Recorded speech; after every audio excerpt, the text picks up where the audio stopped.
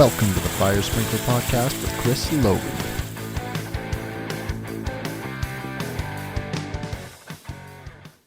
Reduce leaks, improve efficiency, and raise your expectations. The Tyco RM-2 Riser Manifold features the ultimate sealing design with its leak-resistant test and drain valve. Pre-assembled, tested, and ready to install, the RM-2 Riser Manifold includes integrated check and butterfly valves, flow switch, and of course the new TD2 test and drain valve. Finally, the RM-2 offers flexible installation. It's a compact assembly that can be installed horizontally or vertically.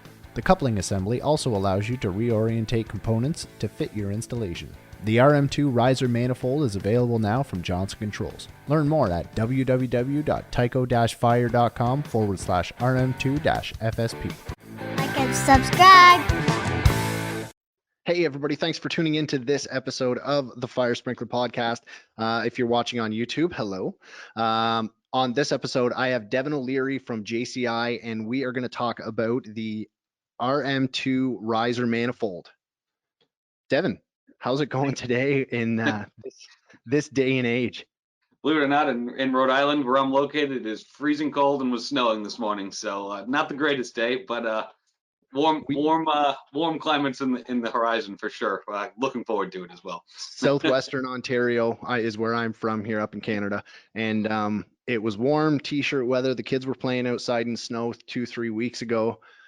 We woke up yesterday with 4 inches of snow, which was almost gone by lunch. Yep. But I mean, it's a roller coaster of snow. Is everybody keeping their hands clean in Rhode Island? Everybody's keeping safe and healthy? Right. Yeah, family's safe. Work's been good. Back in the office, as you can see, which is nice.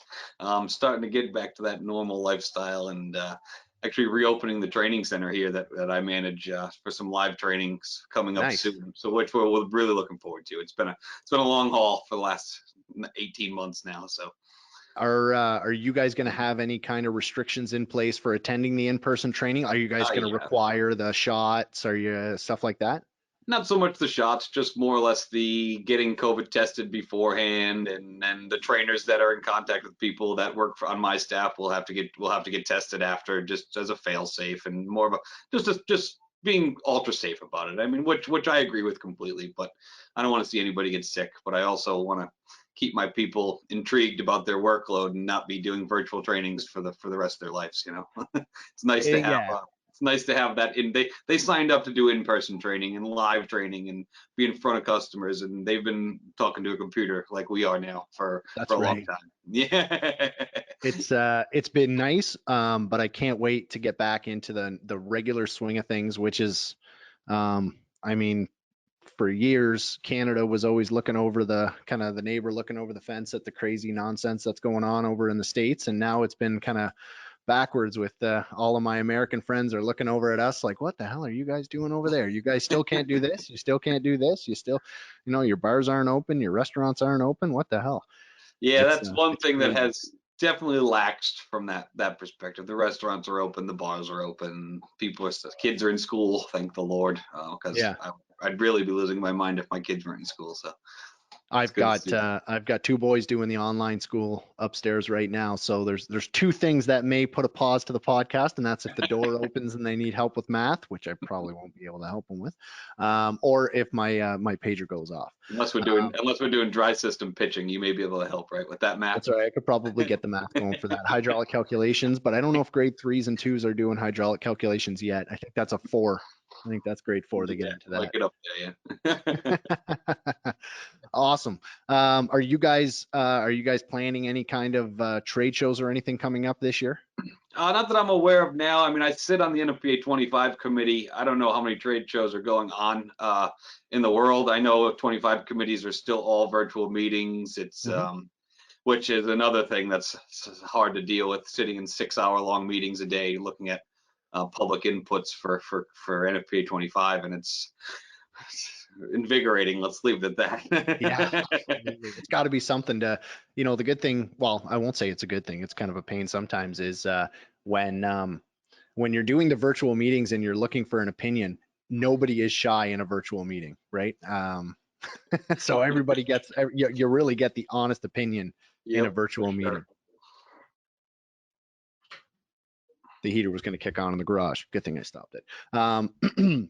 So getting into the actual topic of the podcast, the RM2 Riser Manifold is your newest kind of riser assembly that you guys have out there now. What was kind of the thought process and the development behind getting something like this to the market? Yeah, I mean, I think the whole entire assembly integrated together, what you see other manufacturers doing now with the check valve, with the control valve, with the flow switch, was something that was needed. It was wanted. It was feedback from our customers. People like that type of assembly. Our original RM riser manifold, the RM-1, which is still available, that just didn't have the check valve integrated. It didn't come with a butterfly valve. It just came as the test and drain along with the flow switch. So it was more just improving on what we had and Yep. putting a product out there that the customers wanted. Really, it was that's kind of where we landed. And kind of how long? I'm assuming you guys got everything listed. There's some things in there that if you look on social media, there's always the arguments with how come you can do this and I can't, blah, blah, blah, blah, blah, listed assemblies. But how long did the process take and what kind of feedback did you get in the development process between this is our idea for creating something and actually getting it out there to market? Yeah, I mean, there was some challenges with this valve, this assembly, mainly because of intellectual property that other companies own. So Right. you have to work around those, and that is the most difficult thing when you're designing a new product. Excuse me, and trying to also satisfy the customers with what Right. they want, right? So, I mean, there was some decent development time. I'd say this from cradle to grave was an 18-month to 2-year project. Just getting everything integrated, everything listed, and then working your way around IP to where you're not inflicting on another person's patent or another company's patent, and you can't. That's something you can't do. Obviously, Right. lawsuits or royalties come after that. That's right. Yeah. And it seems like that's kind of like the name of the game. That's kind of the way everybody's going now. It's good to see that you were taking customer feedback as far as a direction to go with ease of installation, speed of installation, which is kind of the way everything in fire protection is going now. Because the quicker you can get things done, the cheaper you can get things done, the more likely they are to put sprinkler into different buildings, right? Sure, for sure. Which is obviously what everybody's out there looking for, right? Yep, it's very true. So I think the big question that everybody's going to have, and it's the question that everybody has with every riser manifold, is the proximity of the flow switch to the isolation valve and the test and drain. Right, and that is a question I field fairly often. I'm sorry if I interrupted you. I thought you were done with your question there. Yeah, that's a question we field often. And one of the benefits of being a manufacturer or an OEM is we have to go through that a process of approvals. We have the opportunity to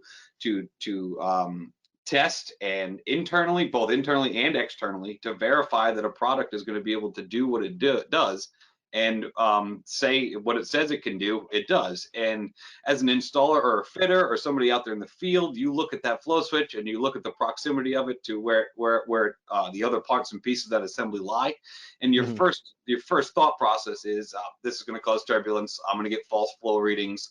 It's not going to be adequate, but that's not the case. When, like I said, as an OEM, we have the opportunity to do our own internal testing, to go to the agencies and use and leverage those agencies in a way to say, hey, we're taking all these products, we're proving that it can do what it says we can do, no matter where the proximity to the flow switch is to where the outlets are. And they're not going to let us approve a product or get a listing on a product if it's not going to work the way we say it does. And but again, I completely understand the question, because like yourself, I'm a field guy too. I came from that world, and the first thought because as in the seat I sit in, I get involved with some of the MPI Right. projects. I have a very large voice of customer base up here because I'm teaching people that use these products on a daily basis. So that input is very valuable when it goes into a new product development that we do here in Cranston. At the engineering and research and development site. So my input is valuable to some of these meetings, and I brought that to the point, and that was the response they gave me was, hey, if we can test it out and prove that it can do what it says it can do, then we're at no fault, and this is a perfectly valid assembly as a listed product. So, Absolutely. As long as you're not changing what you guys have done with the product, the arrangement, the orientation, stuff like that, the spaces between the distance, there's no issue with using a listed assembly as it's Correct. provided. It's the same thing with, say, taking a backflow preventer and putting an elbow in between the check valves and the first isolation valve, right? Yep. You're changing the way it was intended to be installed, which, don't get me wrong, you do see that sometimes, Sure. where people change the things, but you take your listing and kiss it goodbye, right? Yes. Yes, sir. That's very true. But yeah, I mean, and I think that's a question we're going to field for a long time. I don't think Absolutely. that question is going to go away. I think it's a very valid question, and I had a good feeling you might have asked it today, so I came a little bit prepared for that one. That's good. That was, I mean, it was a pretty thorough answer. I don't think you left any stone unturned in regards to that. It was awesome. And I think you're going to probably see stuff like that with people, social media, with podcasts, with the way the industry is kind of moving fast and education's out there for everybody. People are going to constantly be asking questions like this as new products are developed. People are going to question them because that's just the nature of everybody. Everybody wants to, everybody wants to catch somebody in doing something that's incorrect. They want to kind of show how smart, look how smart I am. I caught this.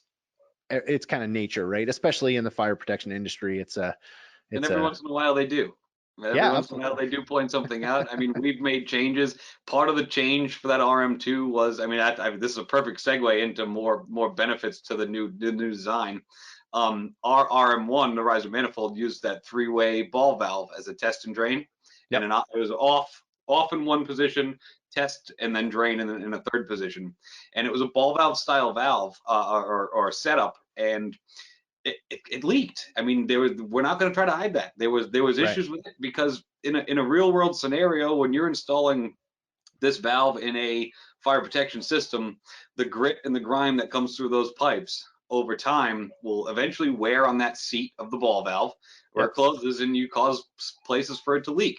So we took that feedback, we ran with that feedback from our customers. We fixed it with the RM2 by installing more of a globe style valve with a seated valve position. So it's actually compressing down on something rather than a ball valve style valve. So that's just a perfect example of taking customer feedback or taking feedback from people out there using this product and changing something for our next iteration of the valve. Right. And speaking of kind of the operation of the valve, that's a pretty good segue into the operation of the TD2, which is Yes. your kind of new release of your test and drain type assembly. Yep. So it's one style is obviously your drain style, your main drain, Yep. which is going to be your drain side, and then your test is going to be an orifice dependent. It's going to have an orifice plate in there, and dependent on the K factor you choose when ordering, that's going to be the restriction in there to satisfy doing a inspector's test connection style test of a wet system. One thing that's pretty cool about that test assembly is it can be spun in 360 degrees. So if you do need to change the orientation of it in regards to maybe another piece of pipe's in the way or the handle's going to hit something, every part of that assembly is on a grooved connection, so it can be rotated in any direction it needed to be at 360 degrees. As long as you're not disassembling and rearranging, I'm assuming the isolation valve, everything like that, because that what I would assume would take away from the listing of your Correct. device, right? As long Correct. as it's installed. In accordance with Valve in check. accordance with the technical data sheet. How's that for an answer? That's and you're gonna get one with it anyways. Yeah, as long as it's installed in accordance with our instructions, the manufacturer's instructions, then there's no issue with how you orient or any of the parts and pieces. What we spoke a little bit about the listing. What was the kind of listing process that you guys had to go to, and who's it listed by right now? Is it UL, ULC, FM, the whole It nine is yards right now? it is UL listed and FM approved components. So everything is UL FM approved components up to 300 psi. Okay. And actually in May of this year, so next month, there's a plan to add an additional assembly piece to this, and that would be a flex hose for your drain. So you'll be able to take a flex hose from the drain, and that'll be part of this offering as well. Okay. Are you guys finding a lot of people are using the flexible pipe connections for drains and stuff like that?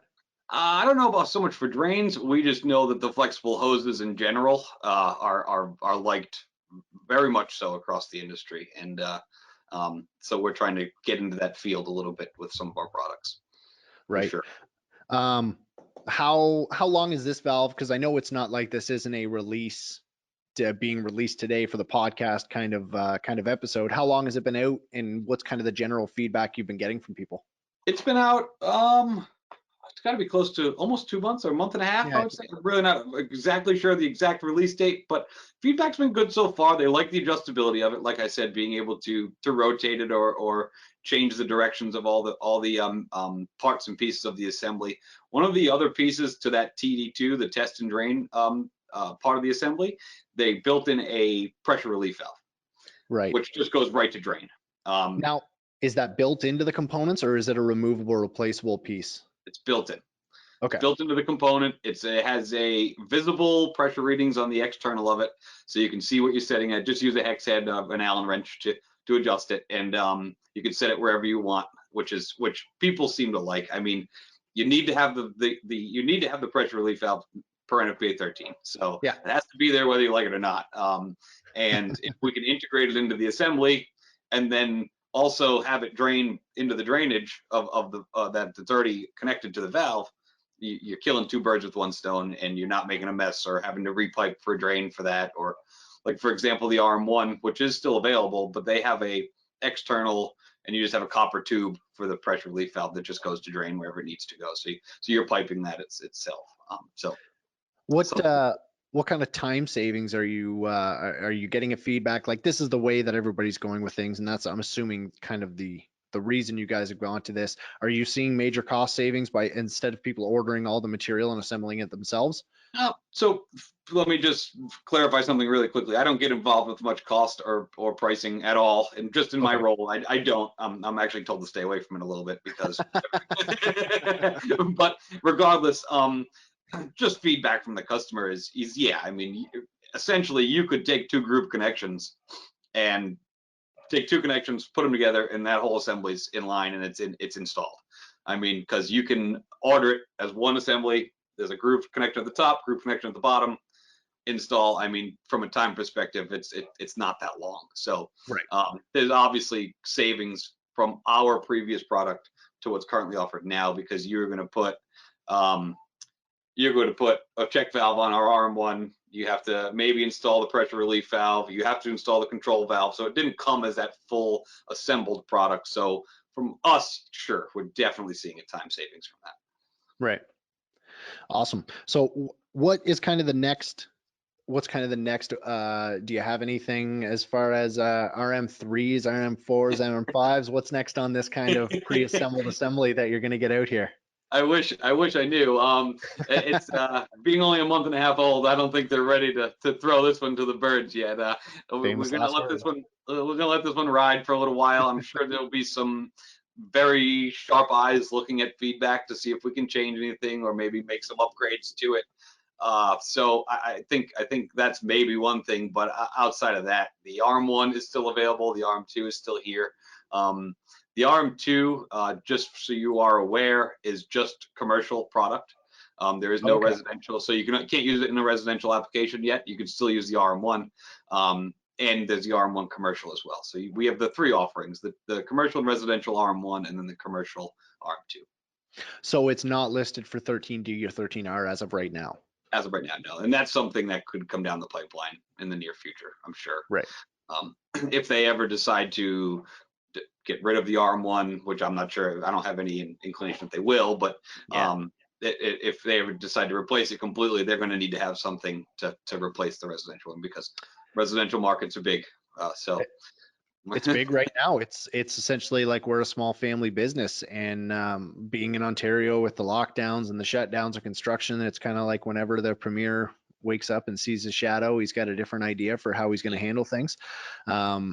The residential market has kept us going, getting into the condos and stuff like that when we did, using the RM1 in those applications as well. yeah, That's yeah. one of our go-tos. Absolutely. So I mean, I think there will sure be some upgrades or added listings to it, but from a new product perspective, I don't think we're going to see the RM3 for quite some time. Nothing, no sneak peeks of anything new right now. All right, keep that in mind. Awesome. Is there anything else that you think anybody else should know about, differences, extras in this product, benefits of this product as opposed to anything else out there that you want to discuss? I will say one thing. I think it just goes to the integrity of this Johnson Controls Tyco, this company, and the real pride we take in putting out a good product for our customers. And that would be that I mentioned earlier, we have the internal testing capabilities, the external testing capabilities of our products, because for those of you that aren't familiar with the research and development facility that the training site is on, it also is the home to all the engineers that are developing the products for the Tyco product line. It's a huge facility, and the engineering facility has many areas where we can do that internal testing that UL does, that they require us to do, or FM. Right. And one thing we did is we went above and beyond with our product quality testing, and we actually did some long-term cycle testing of the test and drain assembly, because it was really the only new piece. The control valve we had, the check valve we had, the flow switch was there, so the test and drain was that new additive to the assembly.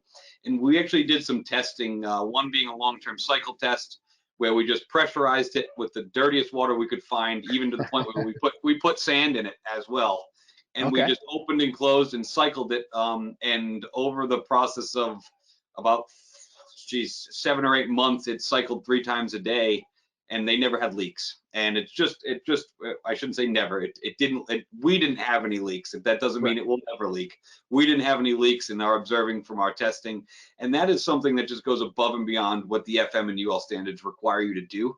So it's just something I feel that was very valuable to pass on to the people, to know that we're not only doing what the agencies are requiring us to do, we're going a little bit further and making sure that we're putting out a product that's going to be efficient, it's going to work exactly how you want it to, and it's not going to cause you hardships after you install it.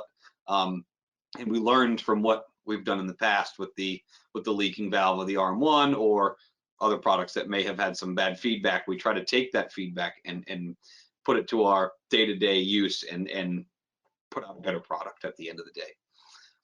Awesome. The testing facility is something on my, I'll call it my sprinkler bucket list, to get down to Rhode Island and check the place out and do a little tour and hopefully spill some water, depending on what's going on that day.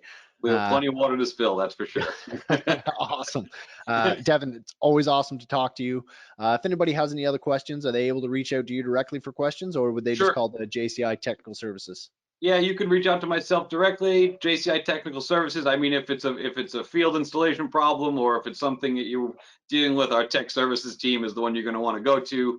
But I mean, I work directly with the tech services team daily, so I'm always here to help. I'm not a salesperson. I don't get involved with any sale. I'm doing here for the technical side of this product and supporting our customers in a way to make them comfortable with using it and comfortable with buying it at the same time. Awesome, Devin. Always great talking to you on the podcast. Awesome to have you on the video and actually see you face to face. Hopefully towards the end of the year, if you're going to any of the NFSA trade shows, I have full intentions on, if I got to tunnel through the border to get to the trade shows at the end of the year, that's what I'll be doing. Awesome, Chris. Thank you so much for having me. Anytime you want me to come back, I'd be more than happy to do so. Anytime you want to talk sprinkler, I'm available. All right, man. Hey everyone, this episode of the Fire Sprinkler Podcast is done. If you liked this episode, leave a review, comment, or hop over to my social media pages and let me know. Just search Fire Sprinkler Podcast on Facebook, Twitter, Instagram, or LinkedIn. Don't forget to hashtag Fire Sprinkler Podcast and anything you think I should know about or see. If you have any suggestions for future episodes of the Fire Sprinkler Podcast, email info@firesprinklerpodcast.com. Thanks for listening. We'll see you next time. Take care.